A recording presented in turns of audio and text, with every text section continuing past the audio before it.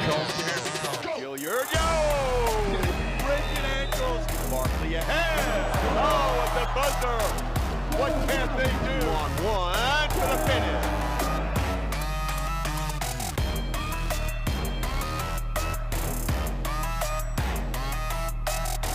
Five seconds to go. Speed towards the basket for two.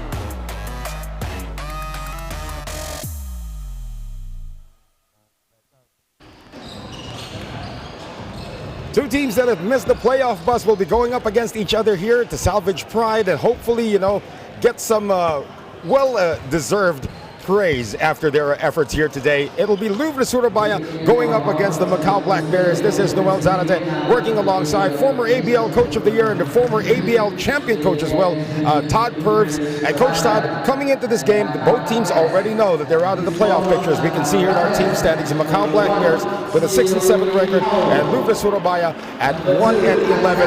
How do you focus on this game coming in? Well, this game here is not about the points on the scoreboard.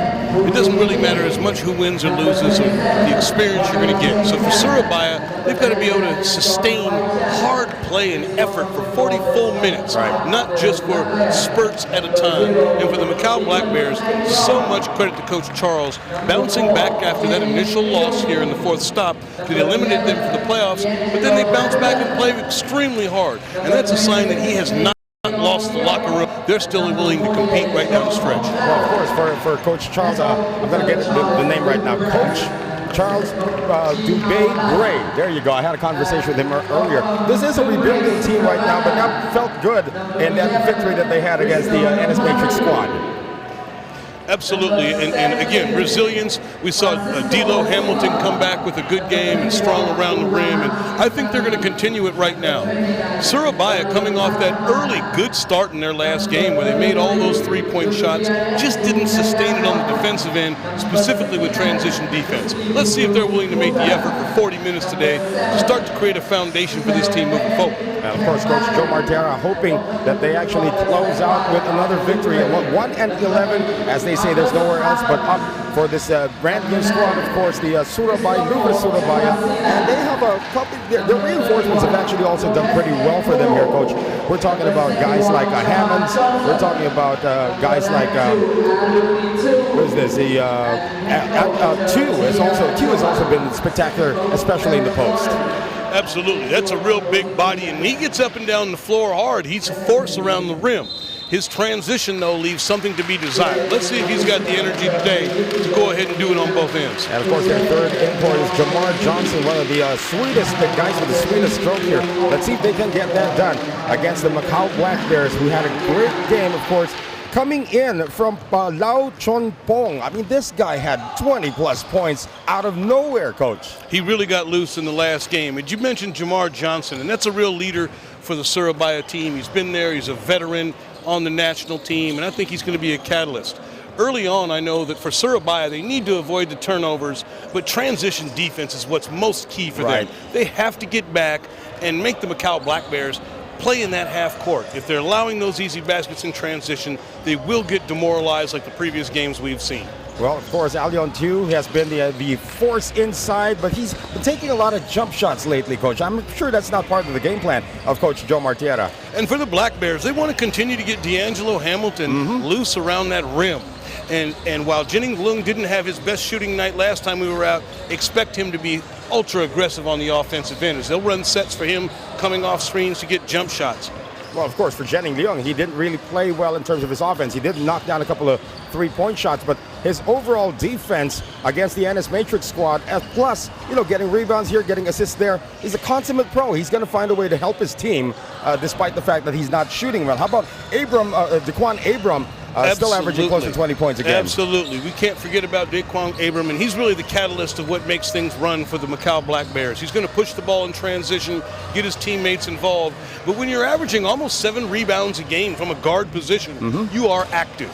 You're really trying to do the little things that equate to winning. You're not just out on the top of the key making passes. Well, he's actually been shooting very well as well, and he was, as we said, the catalyst for the offense here for the Macau Black Bears. He also played a lot of point guard. Now, for Alion Chu, right here, 21 and 19. Those are pretty big averages, but of late, he's been shooting the ball outside pretty much, probably too much for Coach Joe Martiero's liking. You know, if Tu's able to keep his conditioning right and get up and down the court at a real good pace, averaging 18 rebounds a game is huge. And so the more he can get around the rim and do damage there, the better effect he's going to have for Surabaya. But when he gets fatigued and is willing to settle for shots on the outside, that's going to play into the hands of the Black Bears. Well, of course, they are going to lean on the outside shooting, as we mentioned, of Jamar Johnson, as well as B-Boy Engyo, who's also been playing very well for them. There is the import matchup right here. And again, it's quite surprising. Of course, in the last couple of games, I believe this is he's had more rebounds, I believe, or at least here in this tournament. You see that the drop in the production of the boards here for two. I mean, coming in, you saw he was averaging close to 20 rebounds a game. Here, only 3 rebounds in this leg. Well, and you can see those are catalysts for both teams, but they don't play the same position. So we're talking about the point guard, Abram, who's going to get up and down, versus the big man, Tew, who's looking to play around the rim. And again, if he's able to get up and down and get himself those early post looks against Hamilton, he's going to give Hamilton a handful. But make no mistake about it, the former Defensive Player of the Year will be ready today to face Tew. There's D'Lo Hamilton, of course, all smiles right now. Were you surprised at the inspired basketball that D'Lo Hamilton played in the last outing against the Malaysians? Absolutely not. Having known D'Lo Hamilton for a while, he may have those off games offensively, but his real strength is his ability to time his defensive plays, on help defense, block plays, protect the rim, and then when he has that aggressive attitude, especially when he gets a smaller player in the post, he's willing to go strong, he's going to be effective. Starting lineup will be announced shortly for the Macau Black Bears. Of course, you got Abram, Jennings Leon still getting the start here, and K Long as well. And the surprise offensive package is Lau Chon Pong, as well as D'Lo Hamilton. Lau Chon Pong, he's about 6'5", but he hit 6 3-pointers in their last game. Very versatile, and he got loose in our last game. So I'm excited to see if he can continue that hot streak from three-point range, which will really stretch the floor defensively, opening it up for Hamilton on the inside. Charles Dubé Bray, of course, his father just celebrated his birthday just yesterday, so happy birthday, Mr. Dubray. As we look at the lineup here of the Surabaya squad, B-Boy Engyo still getting the start here, but again, those 3 imports, if they play well, they got a chance, especially when they played the Zamboanga Valientes in the last game. They did pretty well. Absolutely, and again, Jamar Johnson out there on that wing, really looking, he can shoot the 3, he can attack off the dribble, and while he's not an actual import player, really affects the game. Well, let's go back to that game that they had, of course, against the Zamboanga Valientes. When they were up 13-4 in that first quarter, they just could not miss from three-point range. They stayed with the outside game a little too long for comfort, and their transition defense really suffered. They weren't able to parlay that hot shooting into some good, solid defense. And while that shooting then dropped off a little bit there in the second quarter, that defense then hurt them. Right. And they gave up those transition buckets and gave up the lead they had put together there in the first quarter. Well, again, we did talk about the keys to victory here for both squads. And again, being eliminated from the playoffs, you are looking forward. I was talking to Coach Charles earlier. He said after this, they're going to have several meetings. He was actually asked to come back. He was the original coach of the Macau Black Bears. And then when the ownership found out that they were restarting the league, they went over to Coach Charles, who just flew all the way in from Canada. And, everything is up in the air right now for the Macau Black Bears. But if we know the ownership here, of course, Mr. Lucas as well, getting things done here for the Macau Black Bears, we could have them coming in at practically full strength the next season. And not making the playoffs can be a bit disappointing. Coach Charles has them really competing down the stretch, and they may be making a foundation exactly correct for next season, when they can go ahead and maybe add another piece or two and do some damage when the ABL goes back to home and away games. That's right. So it'll be interesting to see how this one goes down. Both teams actually performed well in their last outing. Of course, it was a win for the Macau Black Bears against the NS Matrix squad, snapping the 9-game winning streak for the Malaysians. And of course, for Lourve, Surabaya had a good start against Zamboanga Valientes, but ended up still losing that game. Of course, we have an early crowd here, Coach, in anticipation for our second game of the day, which should be the barn burner that we're waiting for. The Singapore Slingers will take on the home team, the Saigon Heat. And you can feel the slow build of the Saigon crowd starting to trickle in right now. I can hear the thunder sticks as early as now. Absolutely. Knowing we've got an entertaining first game here ahead of time, but this local crowd will be pouring in very soon to support the home team on what should be an absolute showdown with the Slingers. Now, you guys worked that opening game last Sunday where it was just completely loud, and I heard that the headsets weren't available at the time. No headsets, no hearing. We just had to wing it because this crowd was in a frenzy. Yeah, we're going to see if that crowd continues to be in a frenzy. Of course, that was a victory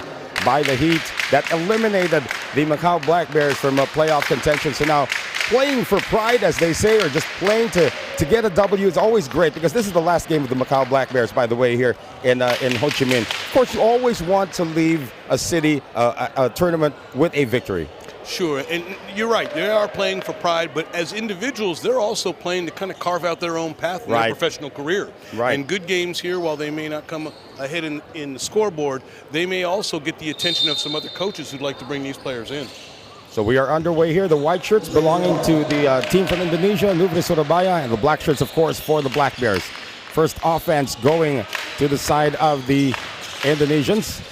Lob pass inside. Oh, great extra pass. Here's Tew trying to carve some space inside, but D'Lo Hamilton is there. That's going to be an interesting matchup in the post, by the way. Hamilton versus Tew. Those are two big bodies. Both guys like to protect the rim, and so I think we're going to see a lot of contact down there.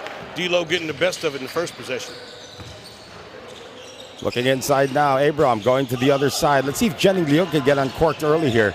They get it outside to Lau. Three-pointer. He hit 6 of those in their last game. Comes up empty on his first attempt.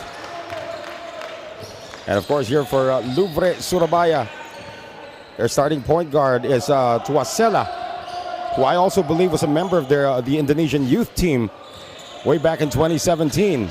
And Lau was on fire in our last game. Comes out here firing again today. And with 4.3 remaining here in the first quarter, it's 4.3 seconds to shoot, rather, for the Indonesians. And get to trigger it in. Getting it over now to Hammond, and that's going to be a miss. And to the front court now, Macau Black Bears.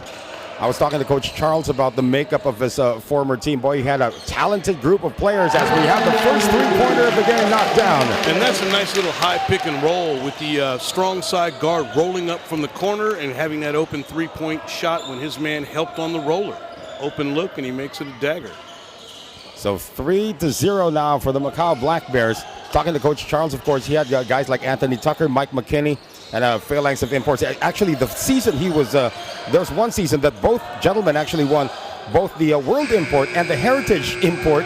That was Anthony Tucker and Mike McKinney.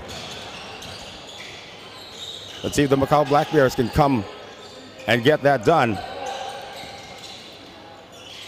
Three-pointer again here for Lau, finally. His confidence is off the charts right now. Every time he sees the basket, he looks like he wants to let it go. So 6-0, good start here for the Black Bears. Trying to close out their stint in this tournament with a W. Actually, trying to close out their stint here with a win streak, actually. Here's Tuasela. Putting it on the floor. Good defense. That one bounces out, however. Into the front court now for the Black Bears. Daquan Abram with that little floater that's so effective. Little 15-foot floater right over him. Felt real confident letting that one go. So it is 8-0 now for the Black Bears. Here's Hammonds. Tuasela thinking about it, decides to drive. Turn around, off the glass, not there. Outlet pass once again, and we have Leung. He missed that basket. That's something Surabaya's got to be careful of. They allowed the team to do it last game to get out there with easy transition buckets. They cannot afford to do that. And looks like a better transition defense now, Coach, though. I hope so. And it will stay with the white shirts. B-Boy Engu has not asked for anything offensively. Playing point forward at this point.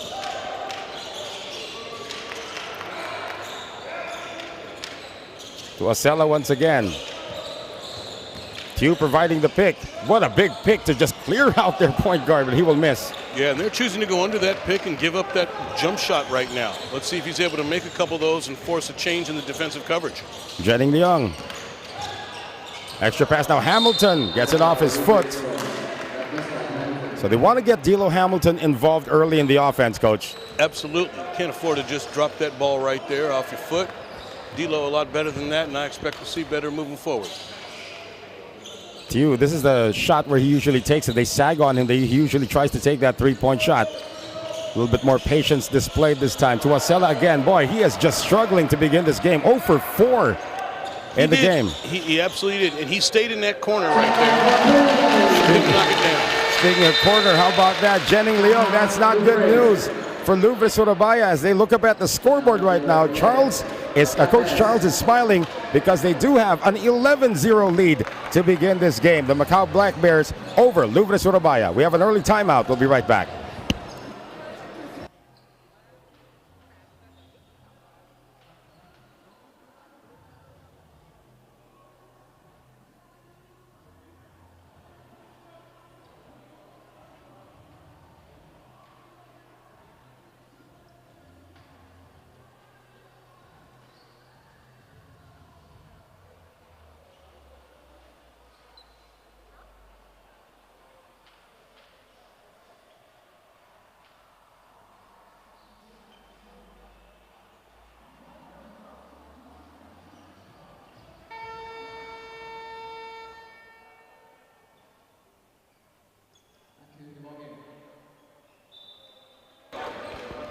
Crowd starting to come in early here at the Nguyen Du Gymnasium here in Ho Chi Minh City, Vietnam.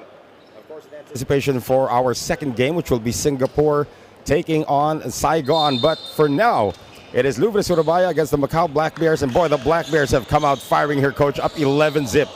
Picking up right where they left off against the Matrix. Macau Black Bears really bouncing back after that league-ending loss, or playoff-ending loss, and they've looked great since. Well, Hammonds tracks down his own miss, tries again from 15 and knocks it down. So finally a basket here for Lourve Surabaya. Daquan Abram setting it up. B-Boy Engyo on him. On defense, Hamilton providing the pick. Hamilton now in the low block.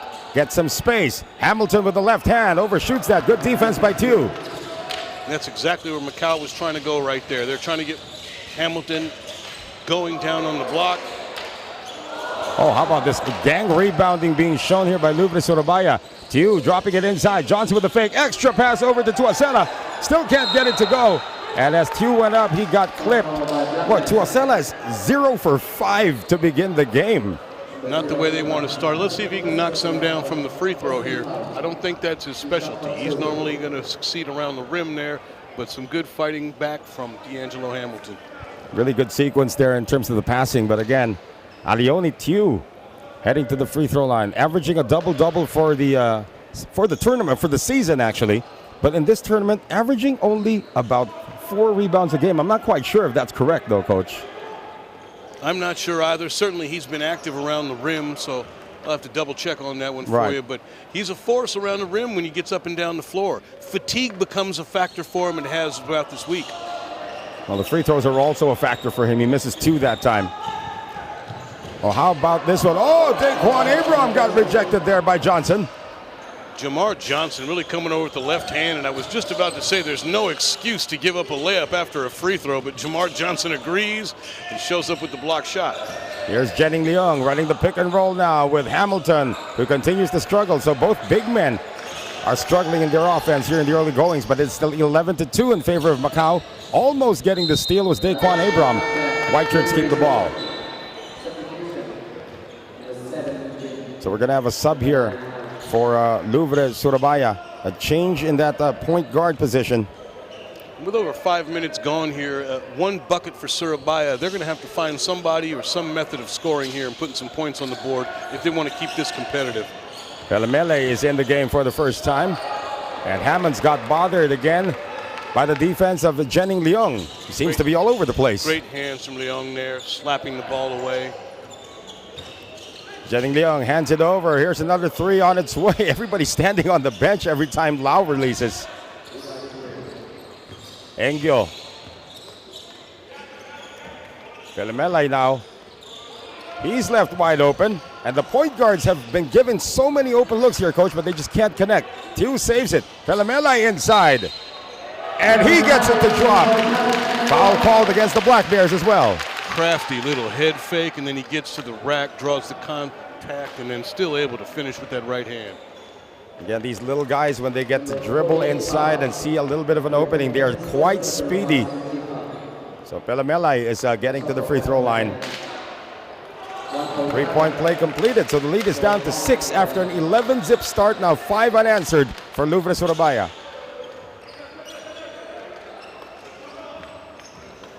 Here comes Daquan Abram with under 4 minutes remaining here in the first.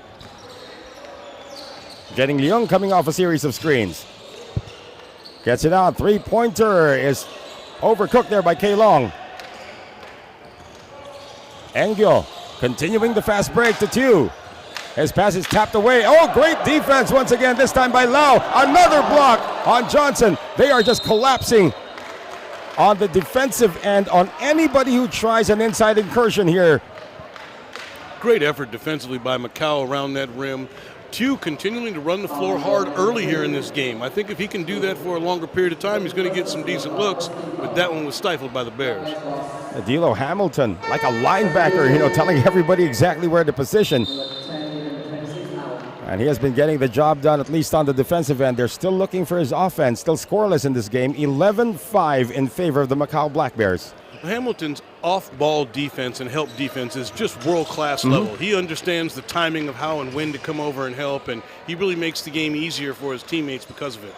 Look at the way he just sets screens for everybody. Jenning Leung. And Lau left open again. Battle for the rebound, tapped over to Surabaya. Engyo. Tew on the spin, blocked from behind, but there's going to be a foul. It looks like the foul came on the help by Lau. Well, and we just talked about Tew being able to run that floor. Again, a great defensive effort from Macau, but if Tew continues to run rim to rim, it's going to cause problems. And here you are seeing him go to the free throw line over a nice, strong move. So they will give the foul to D'Lo Hamilton. That'll be his first. 3 team fouls already for the Macau Black Bears with 3:06 remaining here in the first. And Alioni Tew finally getting his first free throw to drop. There's Coach Joe Martiera trying to instill some Philippine technology into this very young squad from Lourve Surabaya. 2 for 2 on this trip after missing his first 2 free throws. And that's 7 straight points for Surabaya after the timeout at 11-0. So they've responded well here and closed the gap. 4-point game and right back in it. Surprised that Coach Charles Dubé-Bray has not yet called a timeout. D'Lo was right underneath the rim, but he could not finish. That was the type of strong move they're looking for from Hamilton, but he just didn't finish the bucket. Here's Hammonds now. Pelamelay. Series of head fakes. Gets it over to Tew, and that's going to be number 2 on D'Lo Hamilton.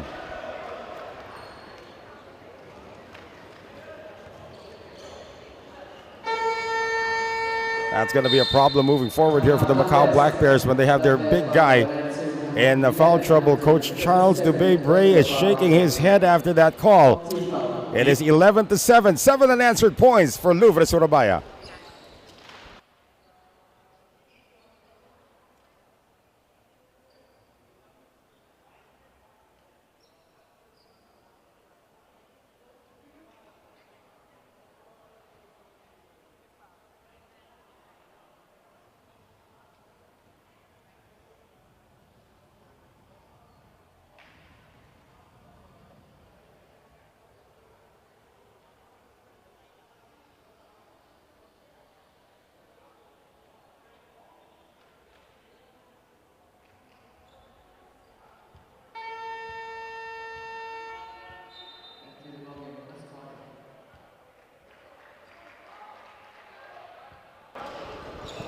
Back with us here inside the Nguyen Du Stadium in Ho Chi Minh City, Vietnam. This is actually 4th day of the competition, if I'm not mistaken here, Coach. And this leg of the ABL Invitational Tournament 2023. Noel Zarate still working alongside a former ABL Coach of the Year and ABL Champion Coach Todd Purves, who's been around. Boy, you should listen to the stories that Coach Todd was telling me during the pregame. I mean, there's so many adventures already in your time here in Asia, Coach Todd, and it's always great, you know, to have all of these stories. You know, you have these in your memory banks, but it also is great because you get to know the culture so much better. Absolutely, just wonderful experience, wonderful memories here all throughout Southeast Asia and every one of these countries that we play in the ABL in. And now it is 8 unanswered points for Lourve Surabaya. And D'Lo Hamilton now out of the game. And we talked about this earlier. Picking up that second foul in the first quarter can be pivotal. And that's why he's on the bench. Well, we have an outside shot dropped once again here by the Macau Black Bears.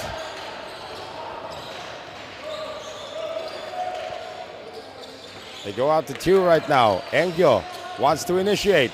Has it poked away. Recovery made by the Black Bears, and they're off and running. Jenning Leung, touchdown for Macau. And we've seen this far too much from Surabaya, giving up that pass ahead for an easy layup. They have to have a focus on transition defense and making the Black Bears play in the half court. They also want to make sure they're taking advantage of the fact that with D'Lo Hamilton out of the game, let's get that ball down low. Alamela no longer afraid to drive. He's got 5 points off the bench. So 16-10, Lourve Surabaya just hanging in there with 1.5 minutes remaining here in the first. Zhengfu Cheng is in the game. He hit that 3 earlier and a miss by Jenning Leung. I'd like to see Surabaya try and get the ball down low to 2 right here. A little bit of mismatch in size, see if they can collapse the defense for an easier look offensively. Well, Tuasela is going to come back into the game. Pelamela is going to take a seat. Time down to 1 minute and 19 to play here in quarter number 1. Macau, if you're just joining us, raced to an 11-0 start, but then 8 unanswered points for Lourve Surabaya. And now they continue to penetrate in the absence of D'Lo Hamilton. And without that rim protection, absolutely. Now's the time to attack that rim and get those easy buckets around there. Hamilton picked up 2 early fouls and is now riding the bench. Great pass inside to Kevin Chen. A little horns flare action with the slip. Kevin Chen with the bunny. So Chen gets his first 2 points of the game. 18-12, the bench for the Macau Black Bears starting to contribute here as well. Engyo going nowhere, turns it over. Into the front court, Jenning Leung with yet another touchdown. Surabaya does not want to make it a recurring theme that the Macau Black Bears are in a 4-to-1 scenario in transition. Can't afford those turnovers out front. And you have to remember against the Zamboanga Valientes. Yep. Zamboanga got a bunch of layups in the second quarter. And of course the Macau Black Bears know how to run the break. Lau on the finish that time. Now the lead up to 10. I wouldn't be surprised to see Surabaya take a timeout here in the near future. Don't let this game get away from you. This is the last possession, so they'll talk about it at the end of the quarter, but they need to make sure they're getting back on defense. Hammonds. And he will not get it off in time. A little bit of too much dribbling that time for the world import for Lourve Surabaya. It is 22-12 at the end of the first 10 minutes of action. The Macau Black Bears have a 10-point lead.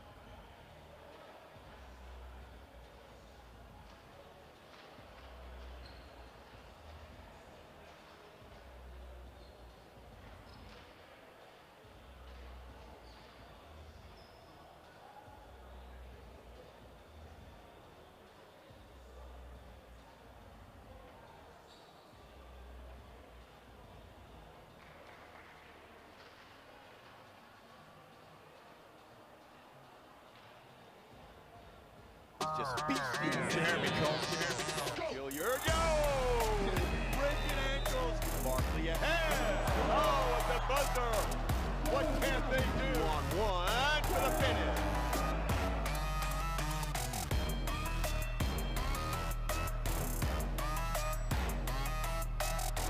Five seconds to go. Speed towards the basket for 2.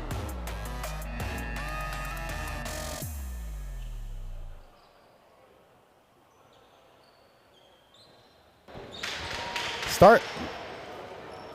And we have the start of the second quarter upon us here. I believe there's something wrong with my microphone. I'm going to try to adjust it as we go along, Coach. But let's take a look at some of the numbers from that first quarter. You know what sticks out to me early is Abram only has 2 points, but 4 rebounds and 4 assists. Means he's impacting the game for the Black Bears in a real winning way, getting other guys involved. And when you're a guard and you got that many rebounds in the first quarter, you're really hustling and being active. Well, let's see if they remain active here in the second quarter. That's where we have you with us here at the Windu Gymnasium. As we have a three-pointer dropped. Again, the outside shooting for the Macau Black Bears has also been working for them so far, Coach. It absolutely has. And with D'Angelo Hamilton starting this second quarter on the bench, they went right to a horns action, got an open look from that three-point shot, and knocked it down. And while they're able to give him rest and still score, they're going to be extremely happy about that. Well, this is the largest lead of the game here for Macau. There's going to be a whistle, I believe, in the back court against one of the Surabaya players. They will call a technical foul here on Hammonds. Not quite sure what happened there. He might have said the magic word. It's hard to say. It didn't look like there was much contact going on, but the referee was emphatic about calling that technical foul. There are many magic words, of course, that can be unleashed in the sport of basketball. Some of them get you technical fouls. Absolutely. I'm not familiar with them. I'm not going to pull out that stat again that you led the league in technical fouls at one point. I appreciate that. None of our fans are willing to hear it. They're going to make sure that the clock is correct at this juncture. It says shot clock at 14. But I believe the infraction came when the action was still in the back court. So they will reset the shot clock now to 22 seconds and have the inbound here in the front court. You can see the crowd assembling here as well as Jennings Leong puts it on the floor once again. 7 points in that first quarter. Here's Lau. Shot clock now at 14. Abram, they still have a lot of time to work with. Now some horns action once again. Abram gets it inside to Lau, or make that Kevin Chen. Can't get it to go. Chen gets it back, and Chen sticks it in. Great work by the young fellow there, staying with it. Missed the early one, but then offensive rebound put back. And yeah, straight away they missed another layup on the other end, Coach. And they did. Good defense on that other end by Kevin Chen. The young fellow showing some pride here. Oh, I was going to be surprised if they weren't calling him for a violation for that one. Well, Abram turns it over as B-Boy Engel returns. Down 16 early here in the second quarter. Surabaya is going to have to find a way to score here to close this 16-point differential. You don't want the blowout to happen so early here in the first half. Well, you want to change the tempo here as well. They've been trying to run with the Macau Black Bears. Hammonds against Leong. Some pick and roll action once again. Tew lost the ball and he just hit it off his knee. You know, I think that's the right idea, that you want to go inside right now against the undersized Black Bears with Hamilton on the bench, but you got to be able to hang on to the ball on the roll and finish around the rim. Right now this lead is 16 and it will continue to grow unless Lourve Surabaya does something defensively at this point. Here's Jennings Leong. Pick provided by Chen. Shot clock winding down now. 6 seconds to shoot for the Black Bears. Abram on the step back three. Not this time. Hammonds on the outlet, and it's taken away almost by Daquan Abram. Nice effort by Abram. You missed the shot, but you still have the discipline to sprint back on defense and break up the transition play. And with time down to 8 minutes and 10 seconds remaining, a lot of time still for Surabaya to get things going, at least in terms of their offense. B-Boy Engel has 0 attempts in this game, and Johnson almost lost the possession. He will fire and get it to go. Three-pointer good for Jamar Johnson. And let's see if that can ignite some of the other Surabaya offense here. Get Johnson going and see if we can close this gap from 13 down into single digits. With less than 8 minutes remaining here in the second. Leong puts it on the floor once again. Jumps it out. Jengpu Cheng.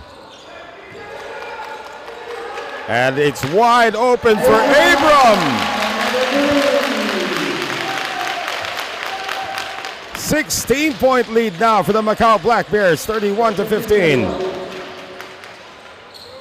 They've only had one field goal so far here in this second quarter, as it is last touched by Tew. Abrams again down there fighting for rebounds. We can see why he averages over 6 a game. All that went out on him right there, he was looking to get that one over the big man. See that last sequence once again. 31-15. Angio has 0 attempts in this game. Finally puts one up and scores. Nice body control there in the air, able to compose himself and still knock down that little floater. B-Boy Angio, of course, a member of the Indonesia national team, trying to instill some leadership in this very young Surabaya squad, as we're going to have a whistle halting play.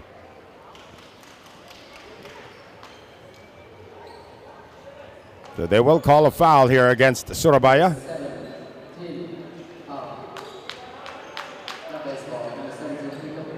Exactly 7 minutes to play here in the second quarter, 31-17.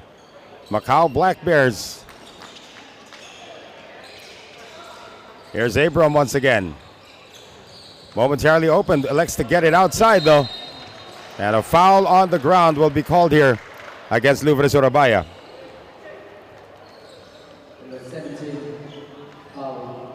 Now the foul will go against Francisco da Silva. That will be his first foul.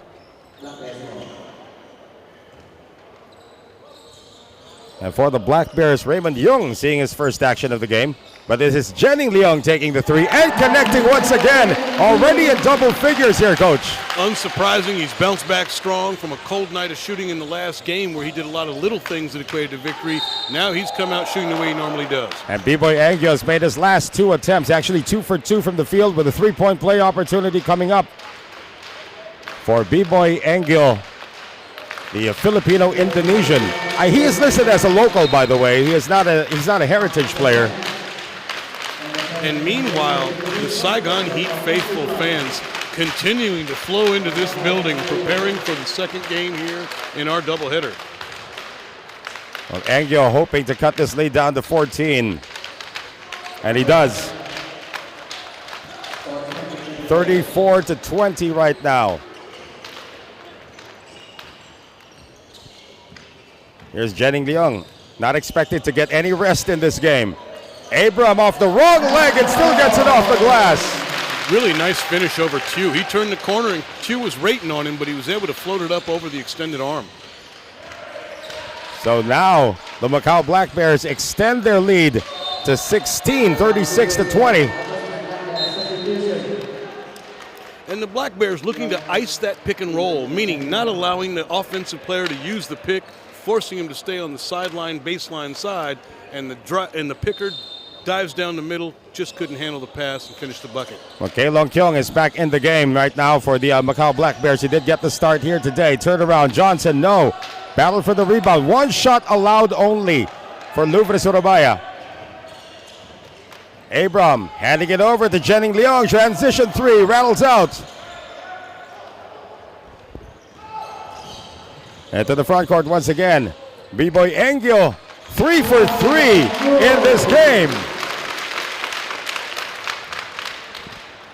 7 points total now for Angio. He is the lone gunslinger now for Lourve Surabaya. And he's going to need some help on the offensive end if Surabaya is going to stay in this. Right. Good ball movement once again here for the Macau Black Bears. Jenning Leong can't get it to go.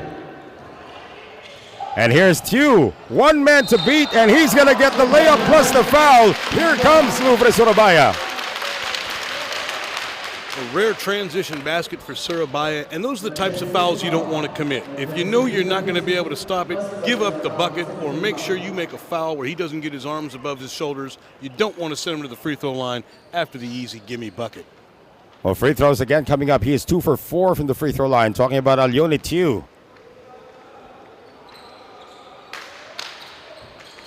And the struggles continue. So Kevin Chen seeing a lot of burn. Kevin Chen seeing a lot of burn here, Coach, with D'Lo Hamilton slipping into foul trouble early in the first quarter. Absolutely, and young Kevin Chen's been extremely active on both ends, and that's allowing Coach Charles to go ahead and rest D'Lo Hamilton right now. These are valuable minutes of rest. We now have 3 3-pointers made for Jenning Leong in the game. He struggled against the Ennis Matrix squad, but today he's providing some quality opportunities. A miss by Angio. And again off the wrong leg. Daquan Abram couldn't get it at that time to go. Hammond's on the outlet now. Johnson, Tew trying to seal. Double team arrives. Swing it to the other side. Angel missed the three-pointer earlier. Decides to take it closer. Straight away. Jumper not there. Tew unmolested for the rebound, but still can't get the follow-up. Tries to keep it alive. It falls into the hands of Hammonds, and he gets his first field goal of the game. He does, and that's where they're missing D'Angelo Hamilton. Despite the efforts of Kevin Chin, they need that big body down there to not give up 2 and 3 opportunities in one possession. And here he comes back right now. Coach Charles saw the same thing. I thought they inbounded the ball already, and everybody was surprised that the buzzer still sounded. So D'Angelo Hamilton picked up 2 early fouls in the first quarter. See if he can stay away from that third foul with still 4 and 15 remaining here in the second. Valuable minutes from Chin to kind of hold down the fort. Let's see if D'Angelo Hamilton comes back here with some fresh legs and is able to provide some offense for the Black Bears. They go to the horns play once again as soon as he comes back. Hei Long, Leung on the drive. Jumps it outside, three-pointer on its way. That is a miss. Into the front court now, Hammonds.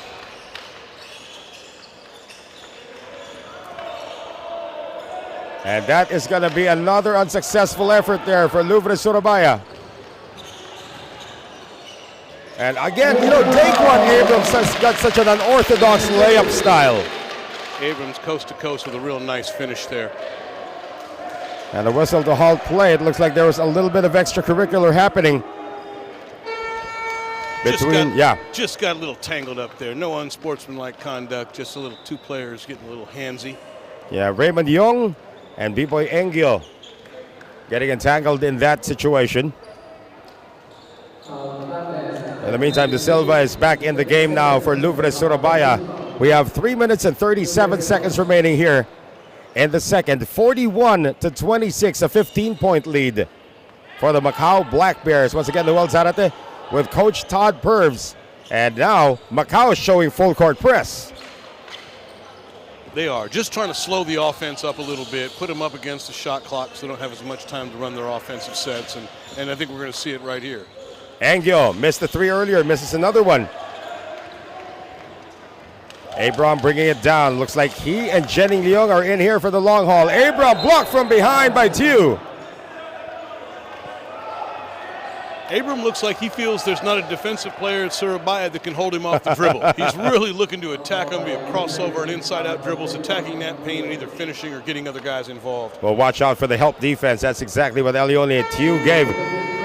It appears that a foul has been called, but of course, before the free throws come for Daquan Abram, we have a timeout here called by Joe Martera. Lourve Surabaya down by 15, 41-26 against the Macau Black Bears.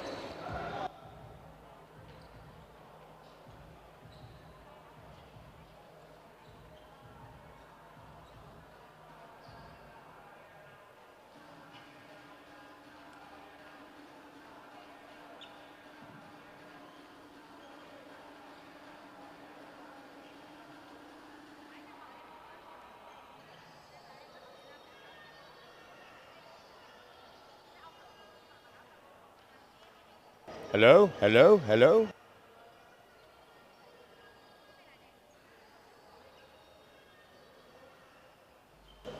Hello.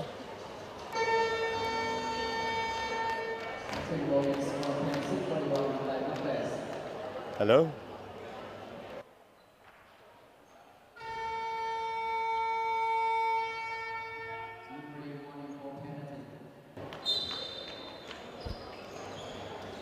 Back with us here, ladies and gentlemen, in our continuing coverage of the ABL Invitational Tournament 2023. Noel Zarate still working alongside Coach Todd Purves. The crowd already starting to come in. Quitting time is upon us, actually, by the way. So we are with a score of 41-26. Free throws, there was a foul called, so there was contact on that shot by Daquan Abram, who gets to the free throw line. And Abram, one of those better combo guards that we actually have here in the ABL. Can play point, he can play shooting guard, but he can actually play anything you want him to play. That's how valuable he is to Coach Charles. You're absolutely right, and his rebounding and assist numbers show that. So when he's able to go out and get those extra loose balls and bring it down himself, extremely valuable for the Black Bears. So the score right now, 43-26. The lead is 17 points now for the Macau Black Bears. Here's Johnson getting it around. De Silva for three. I got that off the glass but could not get it to go. Jenning Leung recovers the ball with under 3 minutes remaining here in the first half. So far, so good for Macau here, Coach. And we continue to talk about how you finish the quarters and finish halves out, and this could determine what we have in the second half. A run here by the Black Bears will give us a blowout at halftime, but a run by Surabaya could make the second half interesting. Well, again, with 2 minutes and 37 seconds remaining here in the first half, Tew tries to monster his way in, and he does get that one off. So they'll need a lot more of that one, Coach. Absolutely, and two big guys going at each other around the rim. Big-time offensive play against a former defensive MVP in D'Lo Hall. Abram hits another three-pointer. So the outside shooting of the Macau Black Bears continues to hum, 46-28. Now the largest lead of the game for the Black Bears. Here's Tew, and this is what we were talking about earlier. He opts to take those little jumpers. This time he makes it, though. Got the shooter's roll from the top of the key. I think they'd prefer to give him that shot than the buckets around the rim, but nonetheless, he knocked it down. Less than 2 minutes remaining here in the first half. 46-30. Jenning Leung falling away. B-Boy Angel gets it.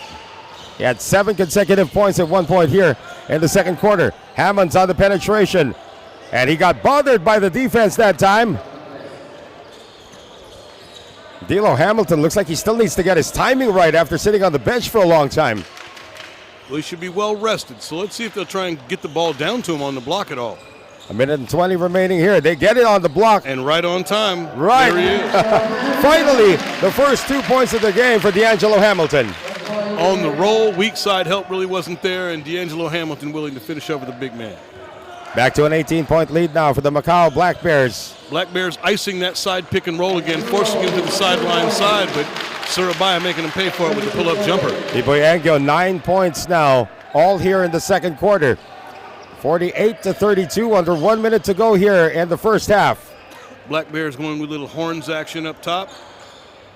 And it looks like they prefer to run this play with D'Lo Hamilton in the game. They hardly ran it when he wasn't around. They switched it up there to an angle pick and roll in hopes to get Leung going, and it paid off. Jenning Leung with his third three-pointer of the game.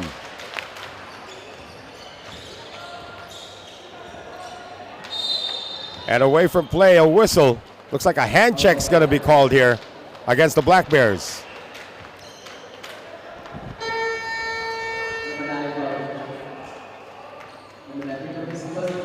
So 23.7 seconds remaining here. Neither team reaching the bonus here in the second quarter. The next foul for either one would be free throws. Yeah, but with 23.7 seconds remaining. Not likely. Yeah. Posting up against the zone. D'Lo with that good weak side help, digging. Johnson's struggles continue. Hammond saves it to the wrong guy. Hamilton on the outlet now to Abram. They can take the last shot here. Leung, oh, passed it over to Abram, who was out of bounds. That's not a good thing. No, two unselfish passes, but that second one to your teammate who's standing out of bounds isn't going to help you too much. 4.5 seconds left in this last possession. Let's see if we get a quick drag screen here for a pull-up jumper. A lot to talk about for Lourve Surabaya at the halftime break. Macau's going to pick up full court. A great pass over now to Johnson. He's still got time. Johnson hurled it up but could not get it to go. So at the end of the first 20 minutes of action, the Macau Black Bears steamrolling over Lourve Surabaya, leading this one by 19, 51-32. We'll have more ABL action when we return. Stay with us.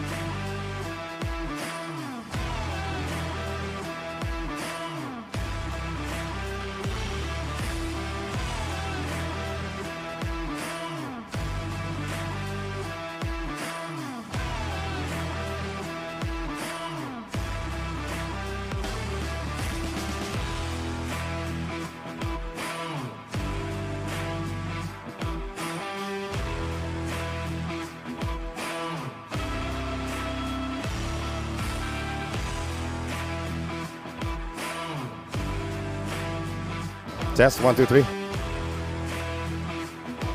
It's okay now, it's okay now.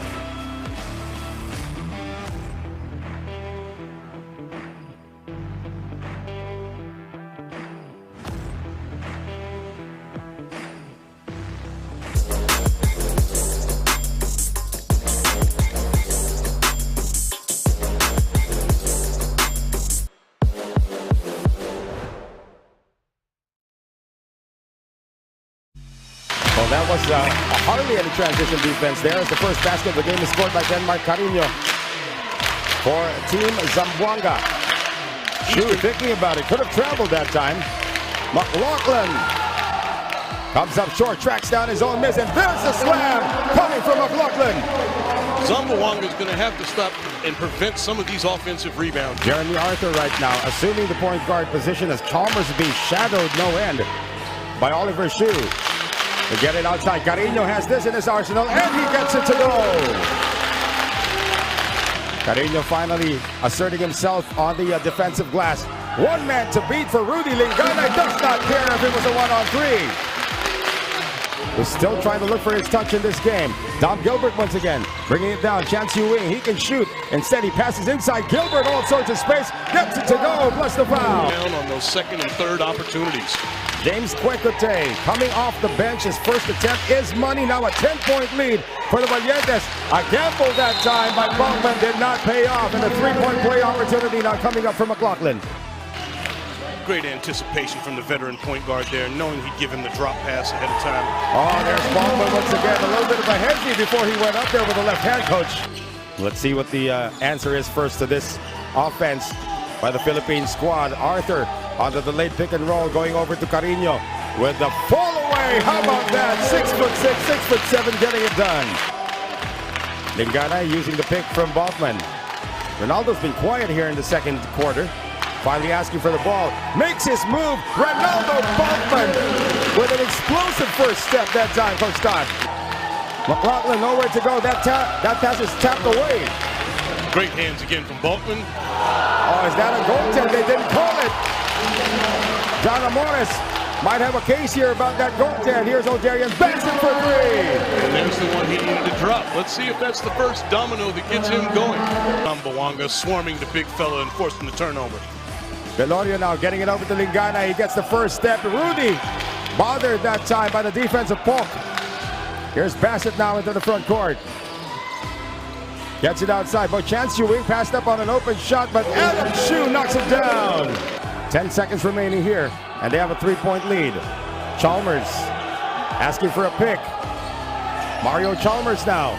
2 seconds. Great weak side help. Oh, that's going to be a foul before the clock expires.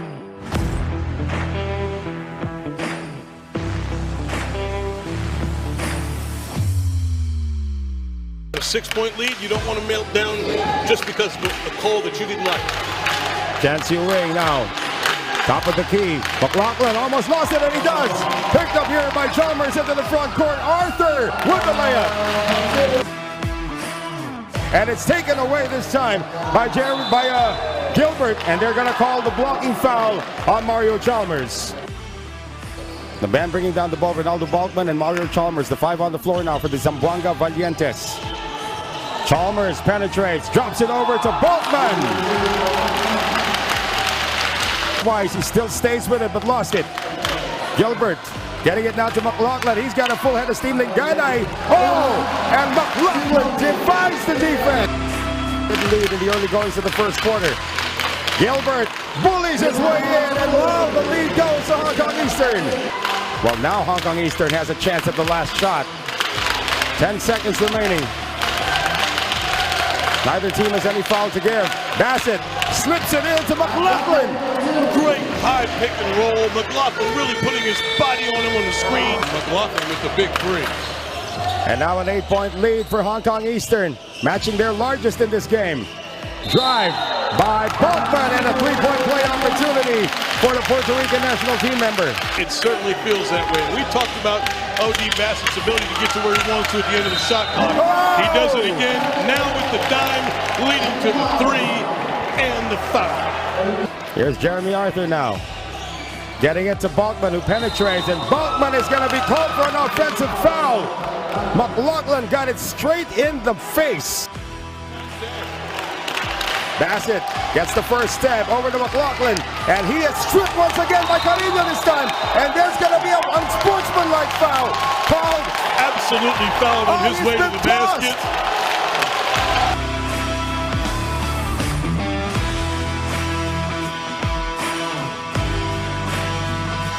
Quick shot is a miss. Rebound picked up by Nigana, and that could do it. Arthur, they can't reach him. They lob it over, and I think they will still review that last time.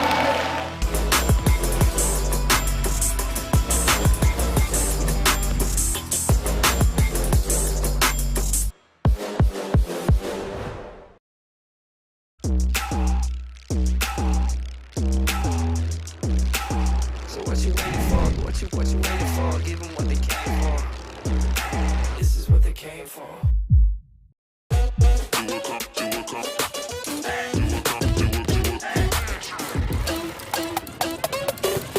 Long shot, but I got the reach. Pop lock, now I'm off the leash. Mic drop, I ain't gotta preach. One-on-one, check ball. You do know this is my house, right? Yeah, it's my house too. Take charge, no one can compete.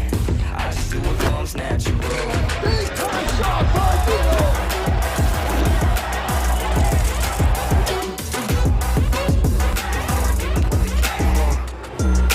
This is what they came for.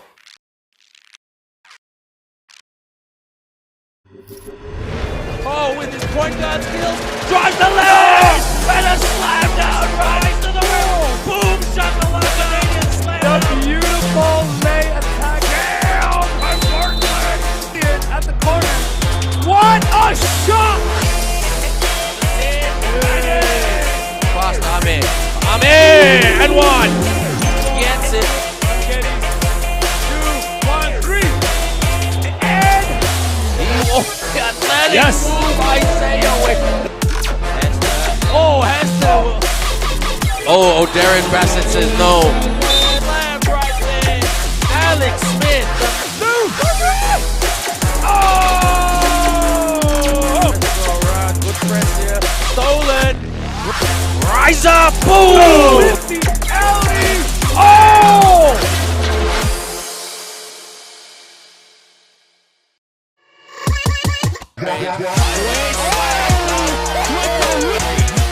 Dancing, driving, got control. Airtime, detonates it right there. Coast to coast move as he finishes it. Oh, man, rise up. Chalmers sidestep. Bang! Mario Chalmers. The turn and the burn by Timmy.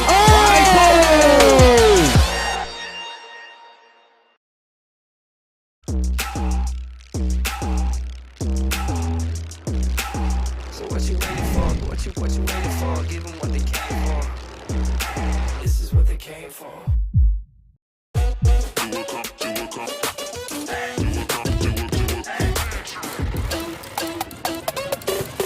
Long shot, but I got the reach. Pop lock, now I'm off the leash. Mic drop, I ain't gotta preach. One-on-one, check ball. You do know this is my house, right? Yeah, it's my house too. Take charge, no one can compete. I just do what comes natural.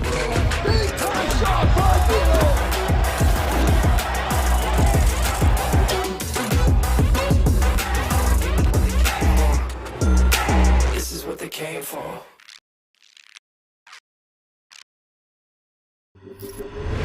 Oh, with his point guard skills, drives the lane, and a slam down right to the rim. Boom, shot the Canadian slam. The beautiful lay attack. Damn, by Bartlett at the corner.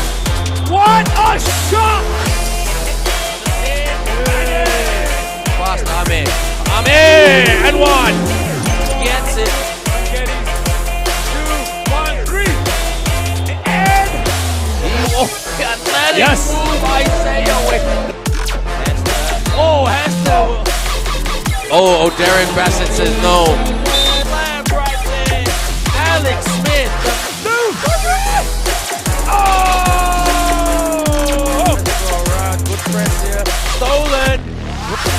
rise up, boom! With the alley. Oh!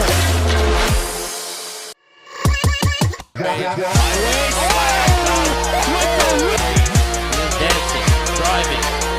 Control. Airtime detonated right there.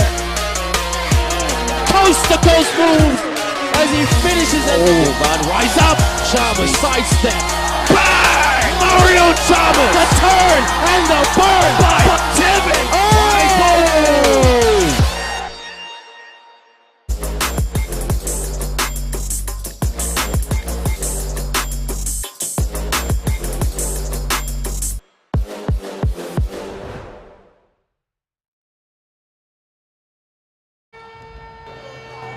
Before we begin the second half of action, we'd like to welcome you once again to our venue, the Nguyen Duc Stadium, or the Nguyen Du Stadium right here in Ho Chi Minh City, Vietnam. Noel Zarate with Coach Todd Purves. It is a 51-32 lead for the Macau Black Bears at the end of the first half. Well, we don't have to look anywhere further than the three-point shooting. Right. 10 out of 19, 52%. First one of the 9. You're talking about 9 more threes. There's 27 points in a 19-point game. So certainly Surabaya is going to have to find some offense here somewhere. 32 points is not enough if you're going to compete with a team as good as the Black Bears. Well, surprisingly, Surabaya is leading in the rebounding category there with 25-20. But the assists, the steals, the blocks, all in favor of the Black Bears as they just steamrolled, especially with the performance of Jennings Leung in the first half. He has a total of 16 points on 4 of 6 shooting from beyond the arc, and as well as Daquan Abram with a total of 18. He's the game high scorer. He is, and Jennings Leung, he's going to continue to be the marksman that he's been for the last couple of years, and quite frankly, part of the reason that the rebound is in favor of Surabaya is because when you're shooting over 50% from regular field goal range, three-point range, and 100% of field goal from free throws, there aren't a lot of rebounds to be had. Right. That's not a lot of rebounds to go around. Nobody in double figures yet, though. For Lourve Surabaya, they are being led by Leone 2 with a total of 9 points. And B-Boy Engu scored all his 9 points in the second quarter. But how do you generate more offense if you're Coach Joe Martira's wards here for Surabaya?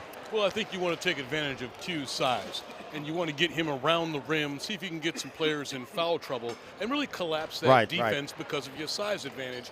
Then you'll have easier looks at three-point range the way they started out in their last game in the first quarter as opposed to the 1 for 9 they've shot right now.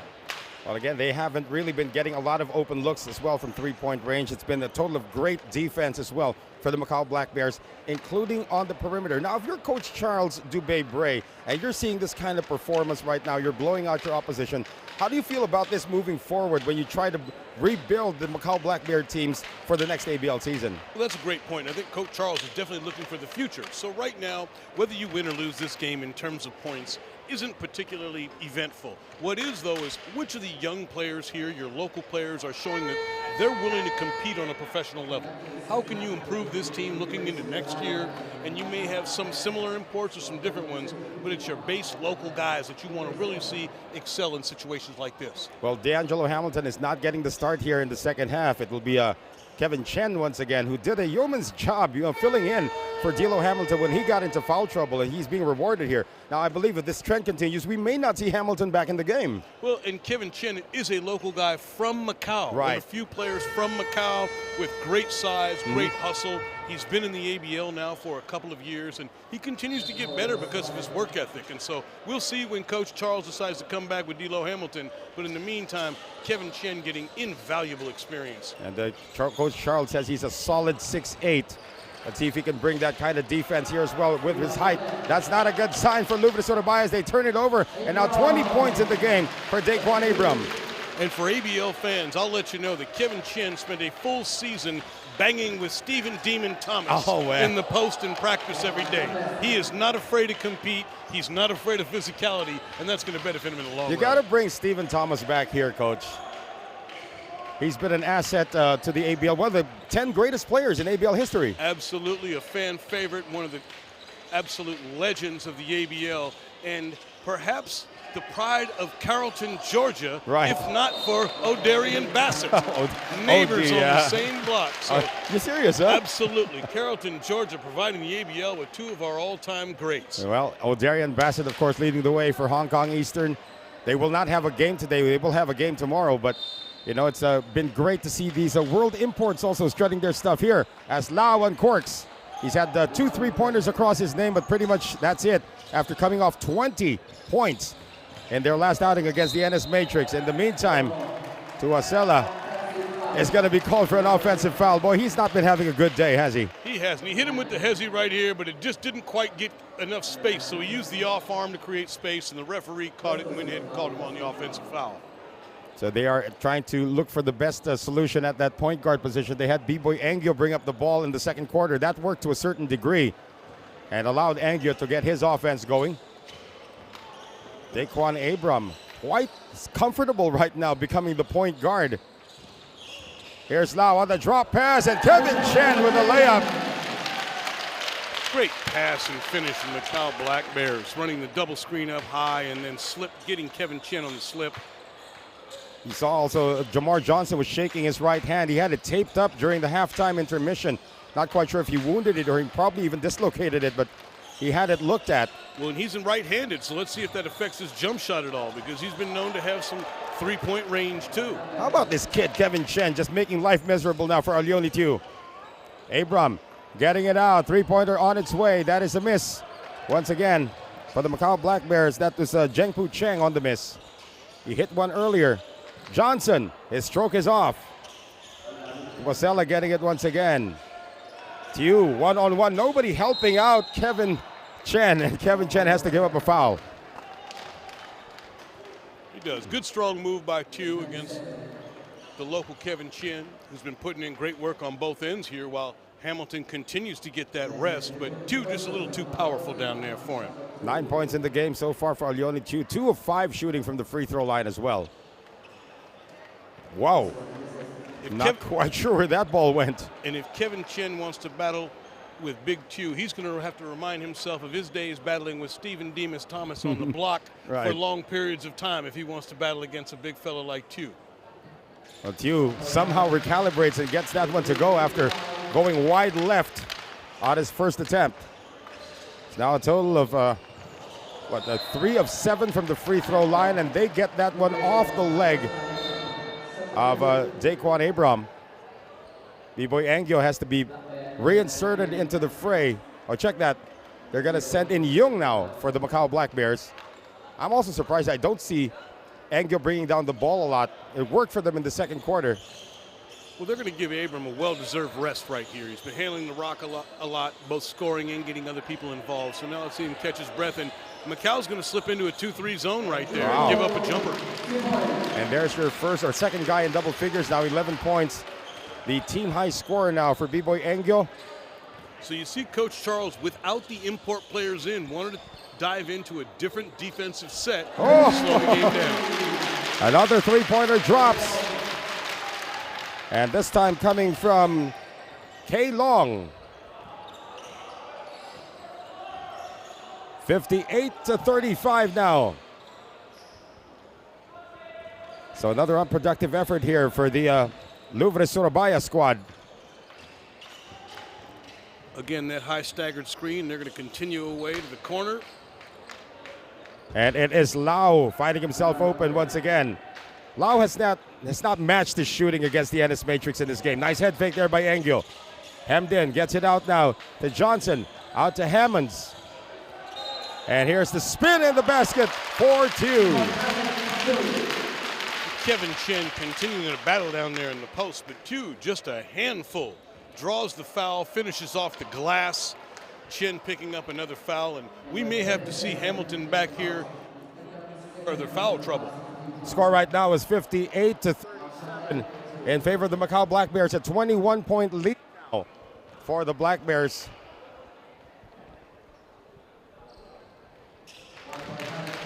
Tiu cashing in on that extra free throw.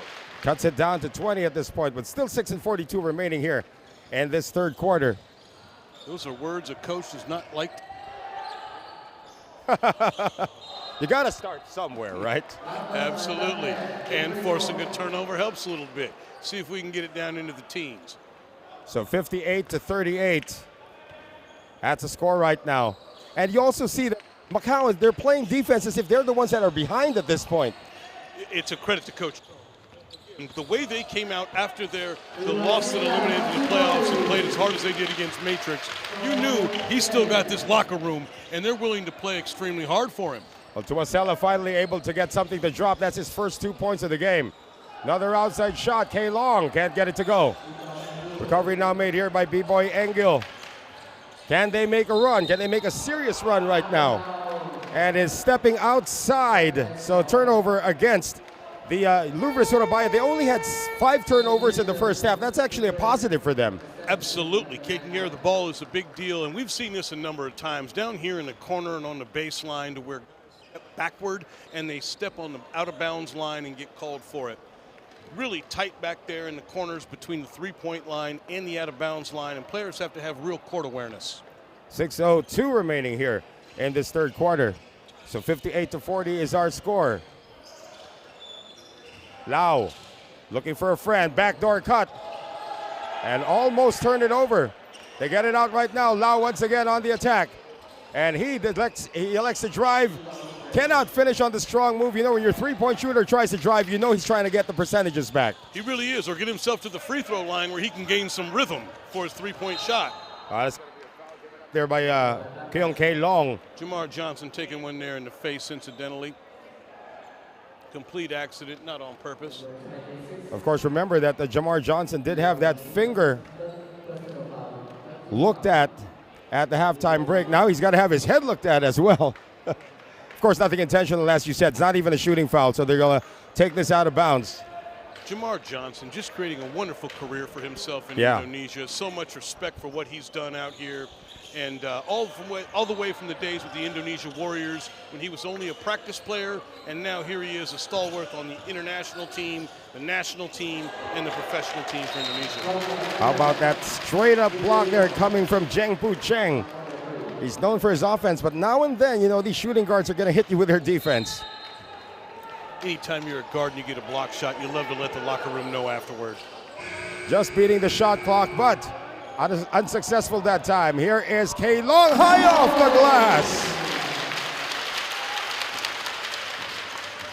Jamar Johnson going up high to challenge that shot, but no, with the left up over the shot challenge and with the completed bucket. Oh, Pelemele could have walked that time. Engel for 3. 14 in the game now for B-Boy Engel. And Engel continues to provide offense for Surabaya, and he's done it throughout this entire stop. 17-point lead, though. Still a big mountain to climb here for the Indonesians. And Lau gets it back, his third three-pointer of the game. The basket looks gigantic for Lau. That's right. This entire tournament here in Saigon, he's been on fire. They actually called that last one a long two, so 8 points in the game for Lau. 63-43. 4:20 to play here. And the third. Boy, Tiu has not been having a good day in terms of his percentages. K. Long on the pull-up. When this started, you know, this trend of basketball hitting threes in transition, Coach, when this trend started, I believe in the turn of the decade towards 2010, were you a big fan of that transition where you actually could hoist up three-pointers, and analytics say it's the right thing to do sometimes because the defense isn't set? You're absolutely right about that, Nolan. Analytics played a huge part in professional basketball, starting with the NBA, to say, listen, the percentages of long two-point shots are not high enough that they're worth taking if you can have the additional point from the three-point range. So now you're looking at teams who only want to attack the paint and rim and shoot threes because the percentages say such. And no more Rip Hamilton skill sets around, right? You're right. There are very few mid-range jump shooters left. You shoot the three or you attack the rim. Officially now the third three-point make coming from Lau Chon Pong. At the same time, it's really opened up the floor and extended some shooters' distance and their abilities to shoot. You watch Steph Curry shoot from 27 feet, and you know that the defense is completely spread out, allowing for other parts of your offense to occur. Well, that was a forced shot coming from Hammonds, who's actually been struggling in this game as well. So actually all three of the imports for Surabaya have not performed optimally today, Coach. No, they haven't. You're exactly right. And they haven't really put up the points you want for them, but hopefully they can get this thing going here soon and create us a fourth quarter that's going to be entertaining. Well, another backdoor play botched that time by the Macau Black Bears. You know, with these analytics, another thing we've seen a lot in all aspects of basketball is big men able to shoot the three-point shot. That's right, that's right. There was a time when if you're over 6'8", your job was to go down there and get in the paint and be physical. Yeah. Nowadays, you've got guys that size who play primarily on the perimeter, able to shoot that three and spread the floor. Unless your name was Larry Bird, right? Who was at 6'9", shooting that perimeter shot. Great point. One of the great front lines of all time with the Chief Robert Parrish, Kevin McHale, and Larry Bird. Yeah, they were going to do what they wanted from up there. That's right. Oh, it's going to be a traveling violation here on Zhengpu Cheng. So again, a bunch of locals out there. This is a good move here for Coach Charles, and everybody seems to be getting a kick out of it because they are actually extending the lead. Now a 23-point lead for the Macau Black Bears. And we talked about this at the beginning of the game, but this is really an opportunity for guys to create a path for themselves moving forward and for Coach Charles to find out what's going to be my foundation for next year and this Macau team moving forward. The exact score of the scoreboard isn't what's most important here today, but the way these guys are playing is.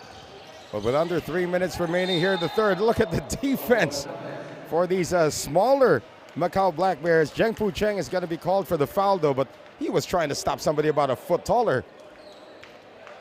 He sure was. For guys like Kevin Chen, you can't help but feel this is his opportunity to show that moving forward, he's going to be a main member of this Black Bears team.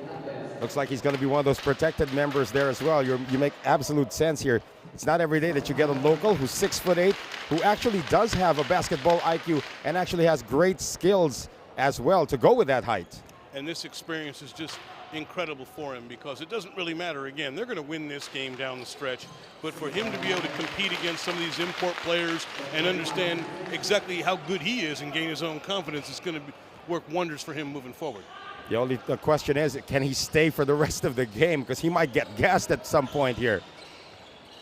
That's a great point. Yeah. Waiting to see if we'll see D'Lo Hamilton again today.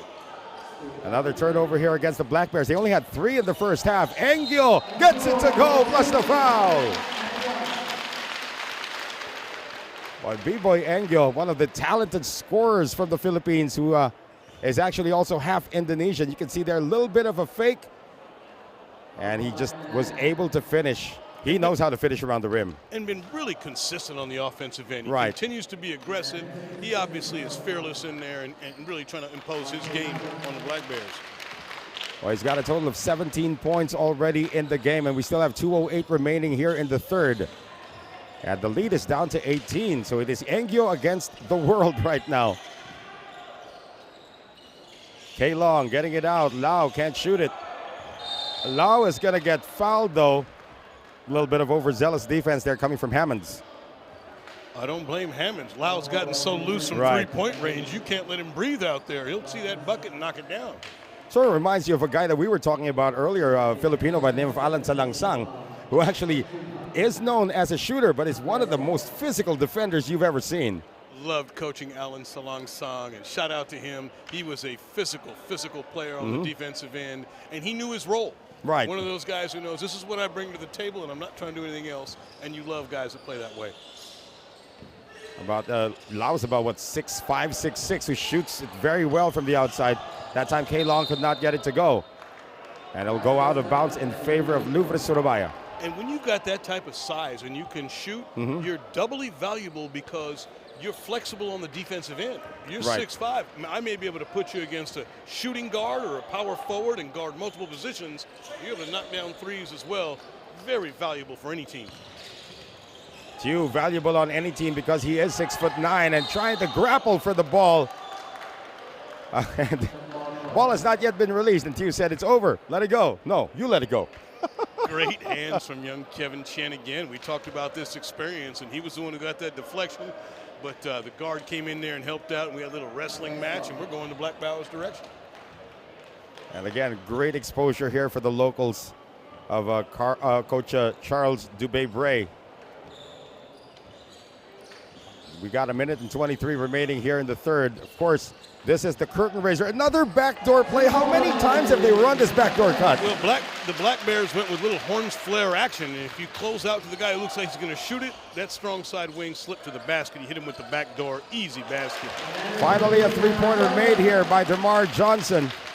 or Jamar Johnson. DeMar Johnson's a different player altogether. he is. Great years for DeMar Johnson. But Jamar Johnson with that open corner three, and he continues to shoot the ball there well from three-point range. No amount of body protection could stop that from happening. Raymond Young was rejected that time by the very long arms of Alione Tiu. And a timeout called by the Macau Black Bears. Their lead is down to 17. It was highest at 23. We'll step away for a moment. Back after these.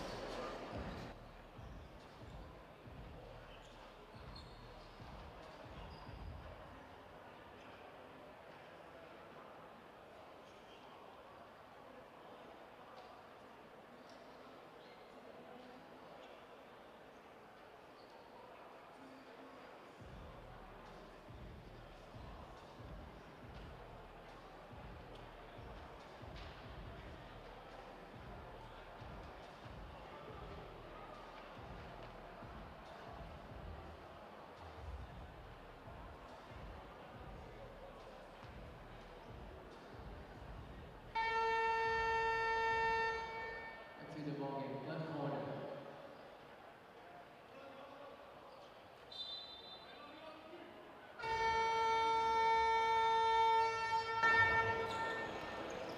50 seconds to go here in quarter number 3. We still have a fourth quarter to go, but it has been all Macau so far in this matchup against Lourve Surabaya. 68-51. The Wells out there with Coach Todd Purves.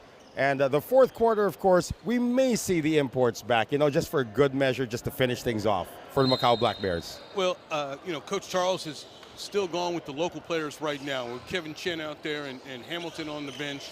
We may just see him ride out this way and let them those guys have the rest and give this experience to the local players, especially in a game without playoff implications.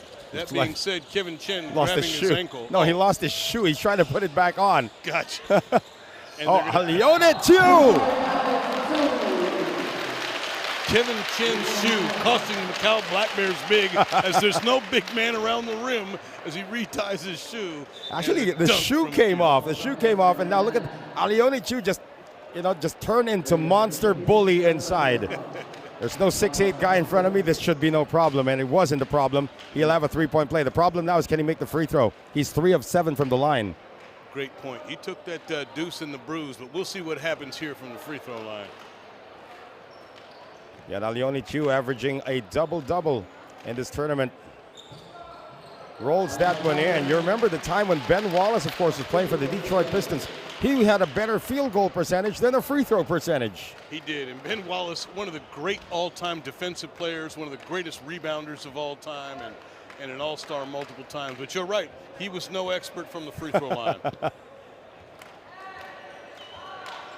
Macau going to go ahead and play with this last shot.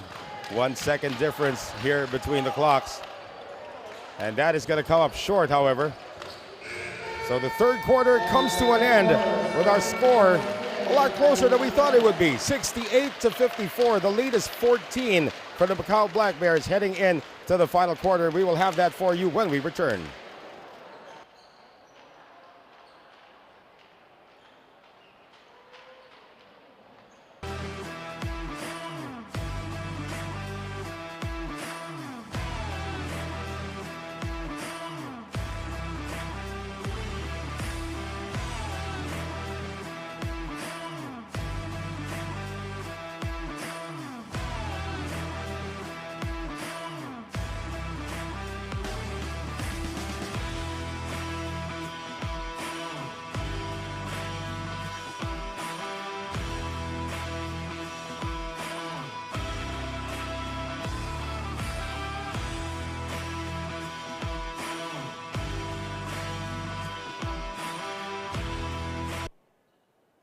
Just beat Jeremy Combs.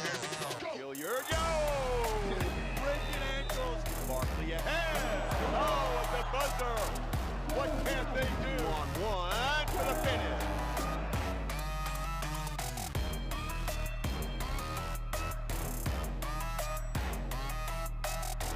Five seconds to go. Speed towards the basket for 2.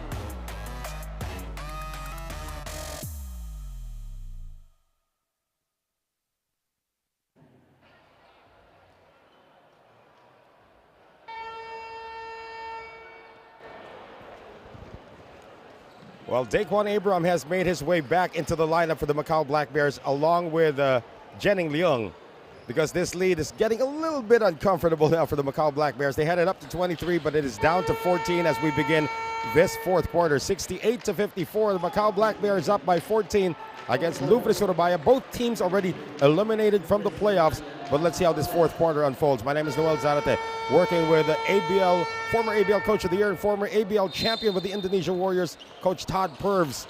And this experiment, we were talking about this during the quarter break. When do you bring in the imports? And you said probably you might want to see the young fellas just ride it out. Absolutely, and when there's not playoffs on the line here, there are a number of different other issues that you're looking to get accomplished. And you want to see which young guys you believe can step up in international basketball moving forward. So while D'Lo Hamilton continues to be on the bench, we're seeing a lot from young Kevin Chen, and we're also seeing a lot from some other younger players to see how can they compete at this next level. Well, of course, with the entry of Jenning Leung and Daquan Abram, you need a little bit of the stabilizers there. Hey, how about that? He's improving from the free throw line now. Coach Joe Martiera getting a kick out of that one as well.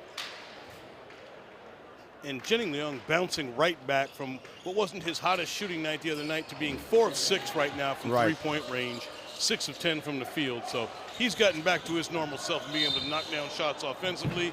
And they're going to catch the big fella with his foot on the baseline. That's right. You know, that's I think a size 19, if I'm not mistaken. Not a lot of space for that foot to fit down there.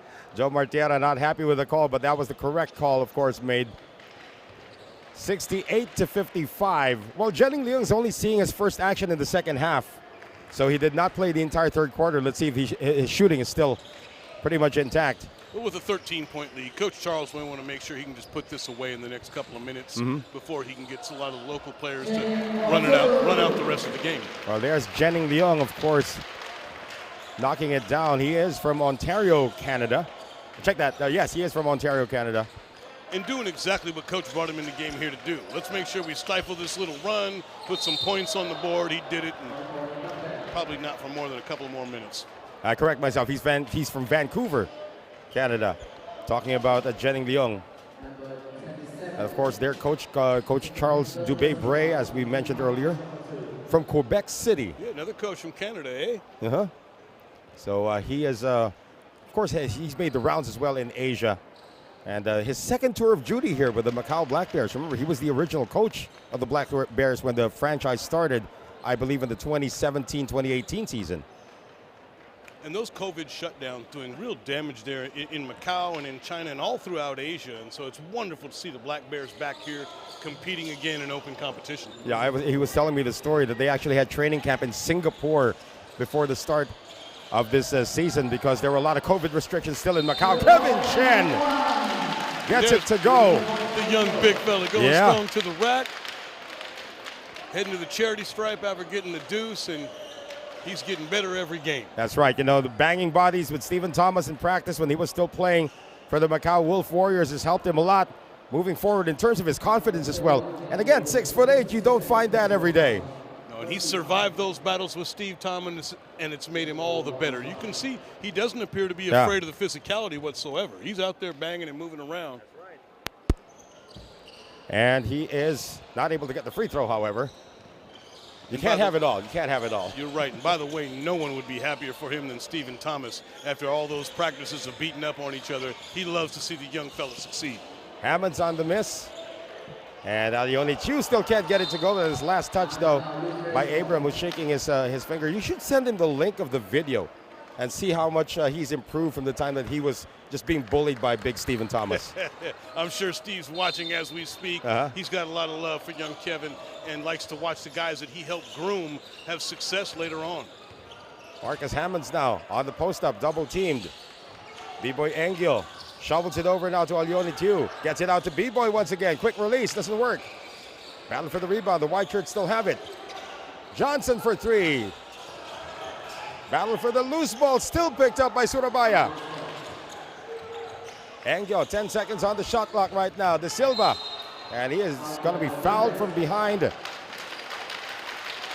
Boy, a lot of hustle being shown, of course, by Surabaya getting all of these offensive rebounds. And even with a 17-point deficit, you can see there's a great deal of hustle. We've got some players in that don't normally get major minutes. Right. And they want to prove a point. Coach, I deserve a few extra minutes here, and I want to be able to carve my own path.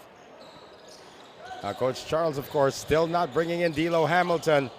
But somehow, the defensive presence of the entire team has been changing the shots of Alioni Tiu. A lot of contact on that one, but couldn't finish. Abrams, three-pointer. Recovery made here by Surabaya. B-Boy Engil getting it across. 8 minutes remaining here in the fourth.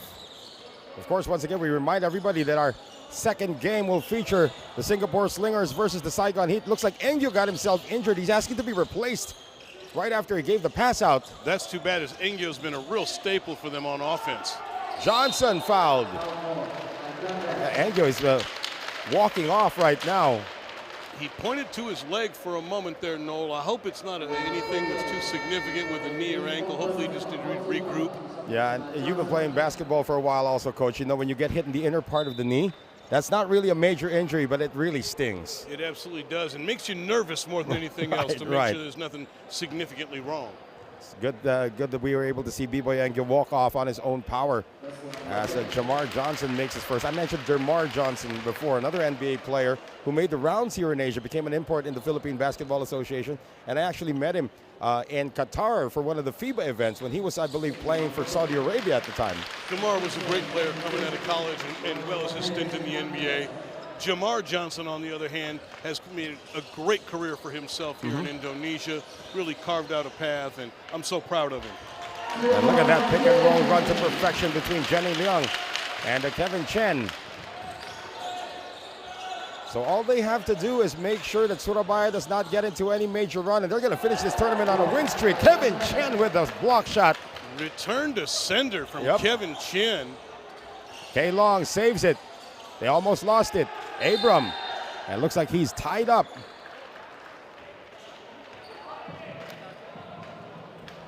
So they're going to call, I believe, a 3-second violation. All of that happening in the paint, by the way. Understood. We're heading the other way for Surabaya.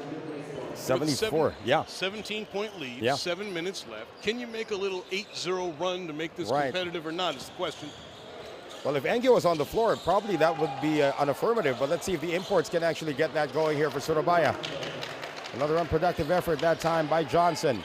Jenning Leung given all sorts of space. Jenning Leung in and out. You can't give Jenning that type of space and expect him to miss very often. Rosella cuts, reverse layup, and a follow slam coming from Tiu. Great pass on that backdoor cut, and then had the wherewithal to follow the miss as well. Nice job by the big fella, too. Lead is down to 15 with still a lot of time remaining. 6:20 to go here in the fourth. Abram, line drives a three. No. De Silva gets it. Here comes Tuasela. Good seal there by Tiu. And no choice there for Kevin Chen, because the moment Tiu caught the ball, he could be on a poster. He really did. He got Kevin Chen sealed right under the rim there for a while, probably close to an offensive 3-second call. That's right. But received the pass in the nick of time, and then got that foul on the ground. He's headed to the free throw line. Now it's going to be replaced. Zhengfu Cheng will also come back in. So you got a bunch of shooters now on the floor here for the Macau Black Bears. As we will have a timeout here, Coach. Yeah, Surabaya is going to go ahead and take a timeout and talk about this and see if they've got one last run left in them. 74-59, the lead is 15 for Macau.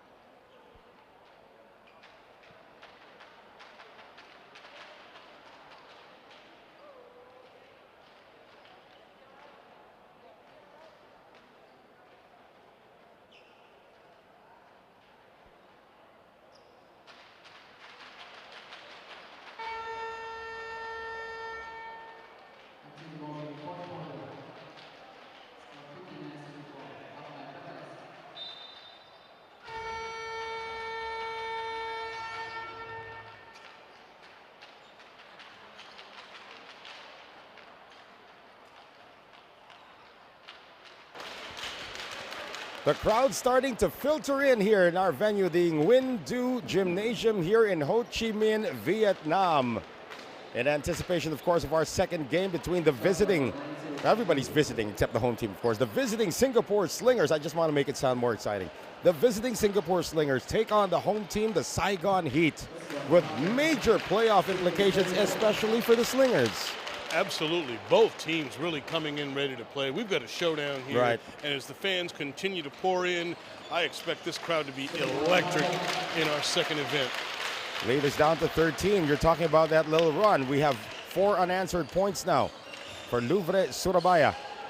Almost a steal, yeah. And if Surabaya can get this to 2 more baskets and into single digits, it'll be a big psychological advantage, but not right now. Zheng Fu Cheng able to get the corner 3 to drop and increases the lead to 16 once again. Still a lot of time, however, for the Indonesians. 77-61 is our score. 5:39 to play in the fourth. Tuasela on the fake, drives, puts it up, yes! So the guy who was struggling to start the game, actually was the starting point guard, struggled in the first quarter, finally found his rhythm here in the fourth. That's going to be a reach-in, however, for Tuasela. Why does that always happen? When you start praising a guy, he gives up a foul. Well, after you make a shot on the offensive end, Yeah. you tend to turn your defense up on the defensive end because you're feeling yourself, and all of a sudden you play a little too hard, That's get a little right. too handsy, send your man to the free throw line or to the side out of bounds. Well, again, this is one of the rare times, of course, perhaps, that he's also got to travel internationally because of basketball. That's a blessing for a lot of these kids as well. Oh, another block for 2. Big time block. Now the next foul, they'll be shooting some free throws. 77-63. Can this get a little bit more interesting right now? They need to stop here. Talking about Lourve Surabaya.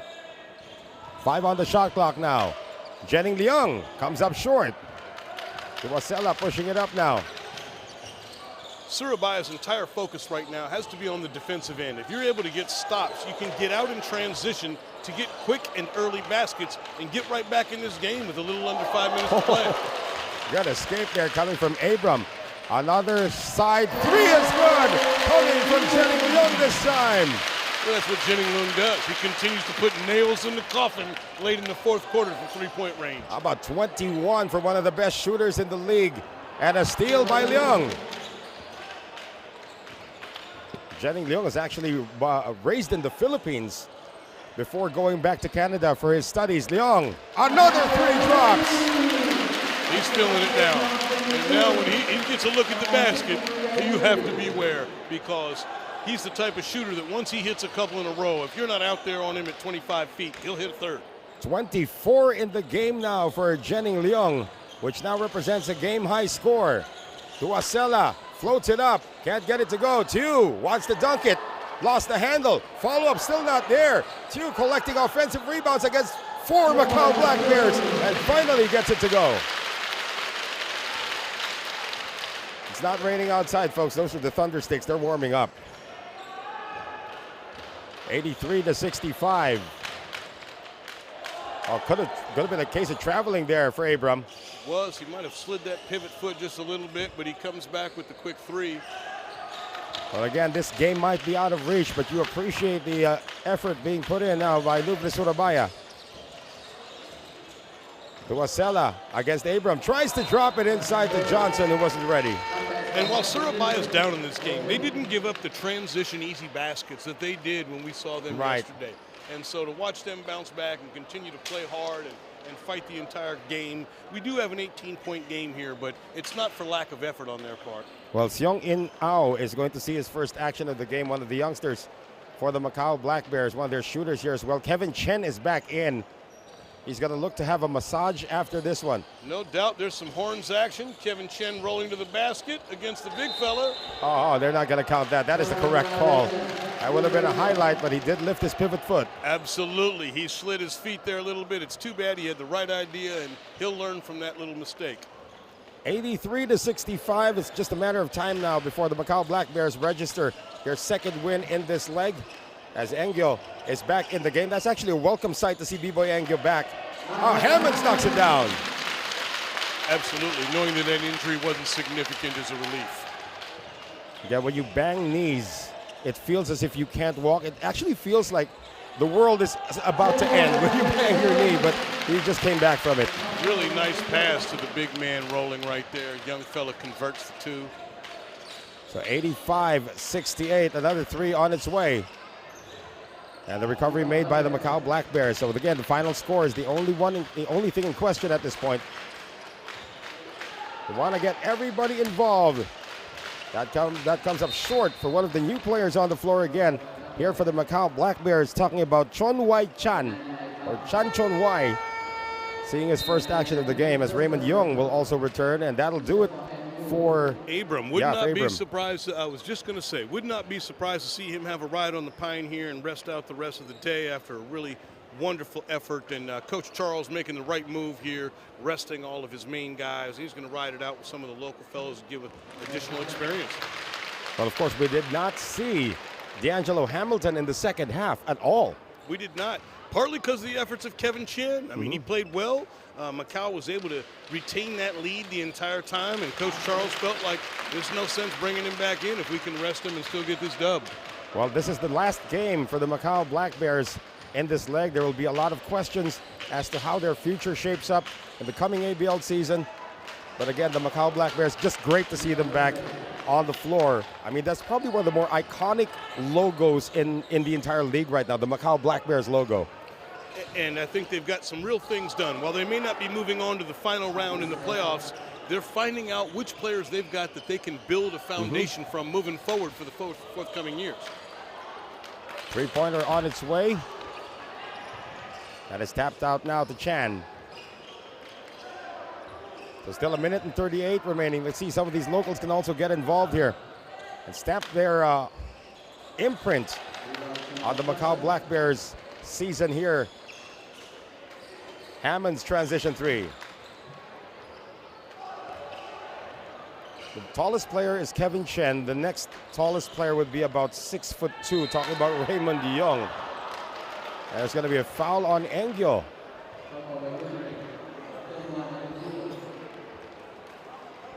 Look at that. I mean, even B-Boy Engyo was surprised at how quick Chan was able to turn the corner.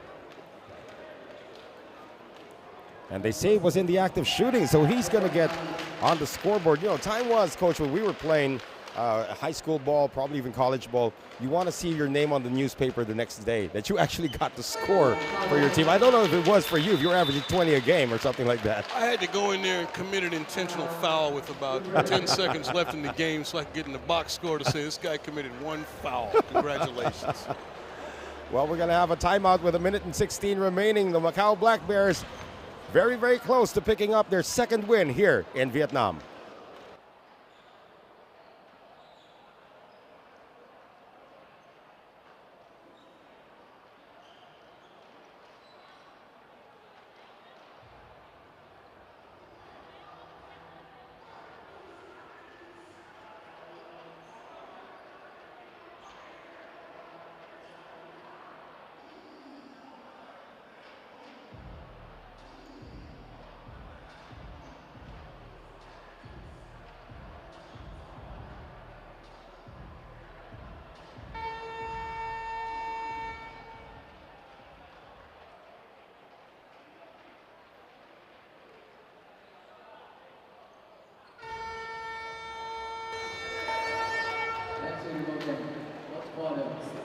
$87-70 as we're in the twilight of our first game, but of course our second game has all of these fans buzzing at the moment. We are starting to get into full capacity here. The seats behind us, I don't see any way, as you can see on the screens right now, because there's still a big line outside. The nice thing about this place in the Nguyen Du Stadium is that before you enter, you have to go through a tunnel that gives you some kind of like a wind experience, and then as you ride into that tunnel, you see the faces of the players of the Saigon Heat come up.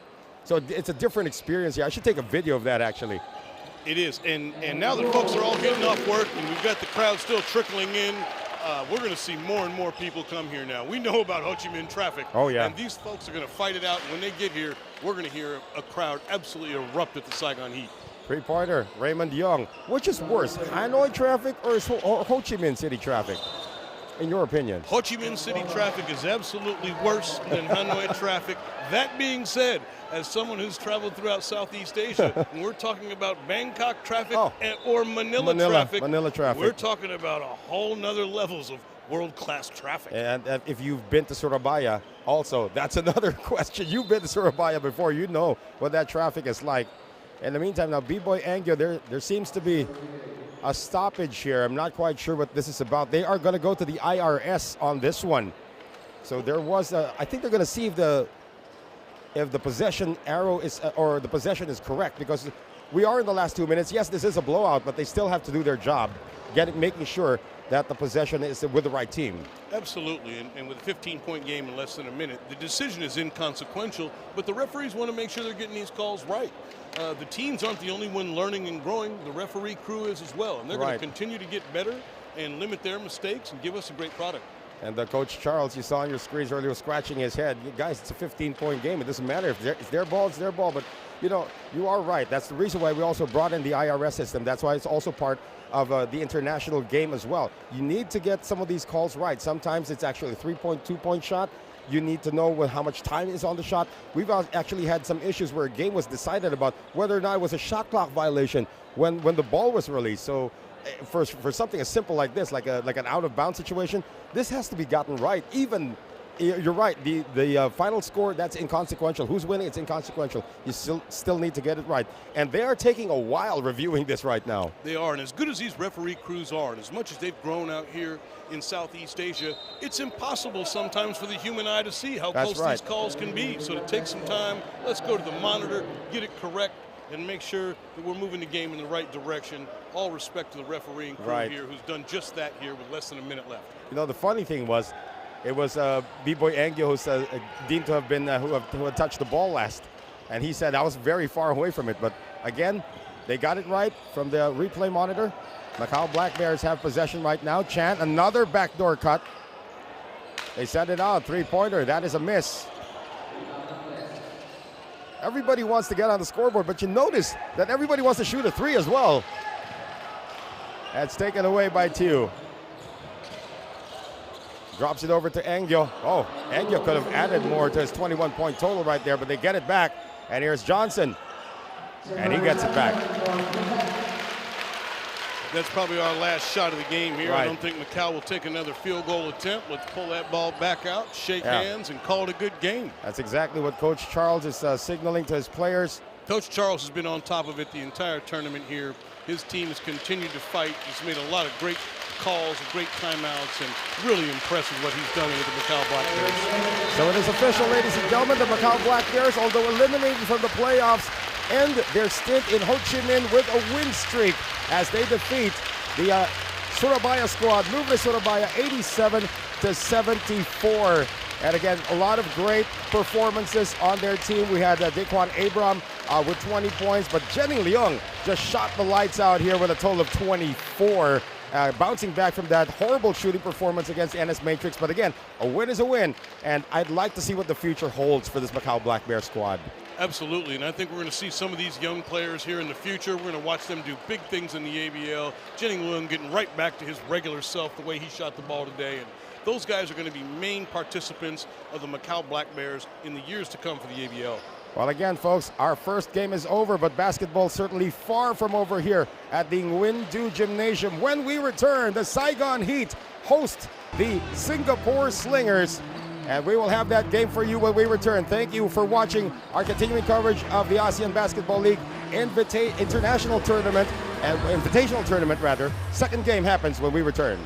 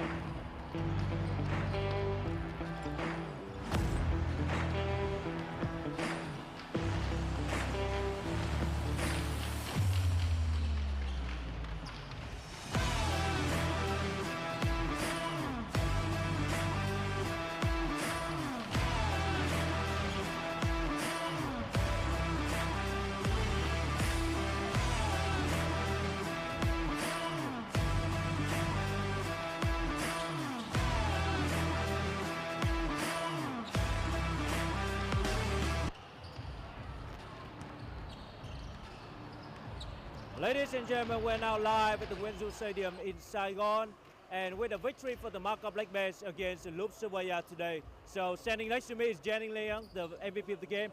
Hello, Jennings, how you doing? Okay, so a good note to finish a season that's been very tough on you guys. So what's your feeling about, your overall performance of yourself and the team so far? Well, for myself, I'm glad the last game I was able to shoot it a little bit better. I've been struggling with my shot a bit, so I just let the game come to me today, and it felt good. As a team, I think our goal was, once we knew we weren't going to make the playoffs, we wanted to finish with a 500 record.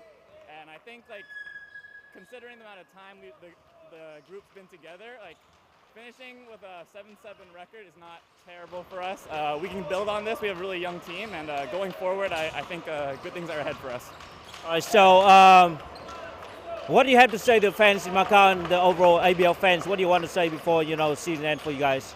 The ABL is going to keep on growing, and everyone in Macau keep supporting us. I'm looking forward to the potential future for the next season, and hopefully ABL keeps growing and the teams keep getting better. All right, congratulations once again, and hope you have it next year. And ladies and gentlemen, that capped it off for the first game of the 4th day in the ABL Invitational, and we will now be ready for next game between the Saigon Heat and the Singapore Slingers.